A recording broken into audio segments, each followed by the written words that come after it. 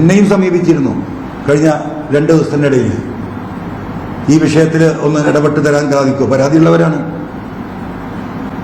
ഞങ്ങൾക്ക് കേസിന് പോകാൻ നീതി കിട്ടുമോ എന്ന് ഞങ്ങൾക്ക് ഉറപ്പില്ല, അതുകൊണ്ട് സഹായിക്കാൻ പറ്റുമോ എന്ന് ചോദിച്ചിട്ട് ഞാൻ അവരോട് പറഞ്ഞു, നിങ്ങളുടെ അടുത്ത് നീതി ഉണ്ടെങ്കിൽ, നിങ്ങളുടെ അടുത്ത് സത്യമുണ്ടെങ്കിൽ, ആ പറയുന്നതിന് തെളിവുണ്ടെങ്കിൽ നിങ്ങൾ ആദ്യം അത് പരാതി കൊടുക്കണം.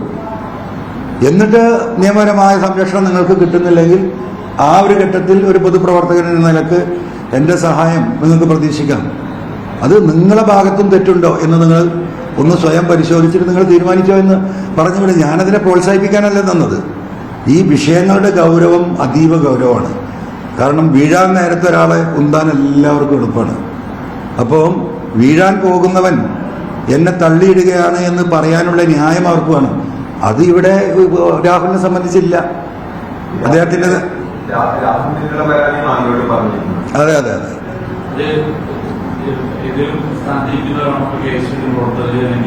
അല്ല, എന്നെ ഇതുമായി ബന്ധപ്പെട്ട 2 എന്താ പറയുക സ്ത്രീകളുടെ പരാതിയാണ്. അതുമായി ബന്ധപ്പെട്ട് എന്നെ സമീപിച്ചത് ഒരു കോൺഗ്രസ് ലീഡറാണ്, യൂത്ത് കോൺഗ്രസിലെ ഒരു ലീഡറാണ്. അല്ലല്ല, മലപ്പുറം ജില്ലയല്ല, കൊച്ചിയിലുള്ള. അതെ അതെ,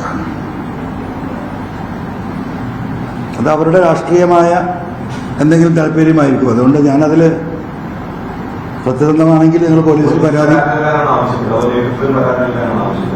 അല്ല, അവർ കേസ് ഫയൽ ചെയ്യുകയാണെങ്കിൽ അതിൽ അവരെ സഹായിക്കാൻ കഴിയുമോ? ഞാൻ പറഞ്ഞു, കേസ് ഫയൽ ചെയ്യുകയാണെങ്കിൽ സഹായിക്കാൻ പറ്റും, നിങ്ങളടുത്ത് തെളിവുണ്ടെങ്കിൽ നിങ്ങൾ കൊടുക്കുക.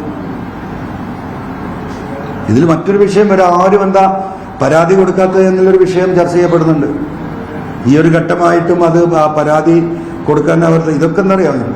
ഞാൻ ജനറലായിട്ട് പറയാം, ഇത്രയും വലിയ ഒരു ഭീകരമായ തെറ്റ് നമ്മൾ കണ്ടിട്ടും എന്തുകൊണ്ടാണ് ഇതിലൊരു ലീഗൽ സ്റ്റെപ്സിലേക്ക് പോകാത്തത് എന്ന ചോദ്യം അവിടെ നിലനിൽക്കുകയാണ്.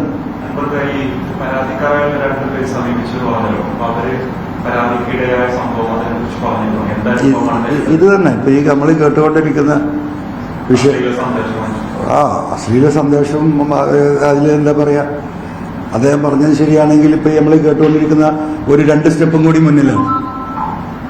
സന്ദേശം മാത്രമല്ല,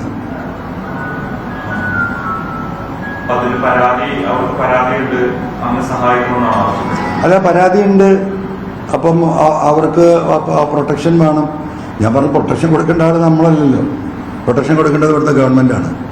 നിയമപരമായിട്ട് നിങ്ങൾക്ക് അതിന് സാധ്യതയുണ്ടെങ്കിൽ നിങ്ങളൊരു വക്കീലിനെ കണ്ടിട്ട്, അവരെന്നെ എന്താ പറയുക സതുദ്ദേശത്തിലാണ് എന്നെ സമീപിച്ചത് എന്ന് എനിക്ക് തോന്നുന്നില്ല. അവരുടെ ഈ സമീപിച്ച വ്യക്തി അവരുടെ ഇന്റേണൽ പൊളിറ്റിക്സിന്റെ ഭാഗമായിട്ടായിരിക്കാം. അതുകൊണ്ട് തന്നെ നിങ്ങൾ പരാതി കൊടുത്തിട്ട് വാ. ഇപ്പൊ മിനിയാന്ന് ഈ രാഹുൽ മാങ്കൂട്ടത്തിന്റെ വിഷയത്തിൽ PD സതീശൻ ഉൾപ്പെടെ കടുത്ത നിലപാട് സ്വീകരിച്ചപ്പോഴും ഷാഫി പറമ്പിൽ രാഹുലിനെ സപ്പോർട്ട് ചെയ്യുന്ന രീതിയിലൊരു പ്രതികരണം മാധ്യമങ്ങളോട് നടത്തിയിരുന്നത്.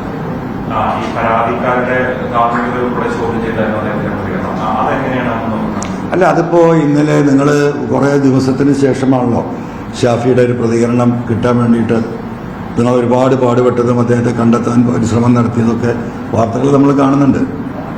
ഷാഫിയിൽ നിന്ന് എന്തായിരുന്നോ കേരളത്തിലെ ജനങ്ങൾ പ്രതീക്ഷിച്ച മറുപടി, ആ മറുപടിയല്ല ഷാഫിയിൽ നിന്ന് കിട്ടിയത് എന്ന് വളരെ വ്യക്തമാണല്ലോ. അത് അദ്ദേഹത്തിന് വ്യക്തിപരമായ സൗഹൃദം സ്വാഭാവികമായിട്ടും അതിന് ഒരു ബാരിക്കേഡ് സൃഷ്ടിച്ചിട്ടുണ്ടാവും. അത് അദ്ദേഹത്തിൻ്റെ വ്യക്തിപരമായ ഒരു നിലപാടായിട്ട് മാത്രമേ നമുക്കതിൽ കാണാൻ കഴിയുള്ളൂ.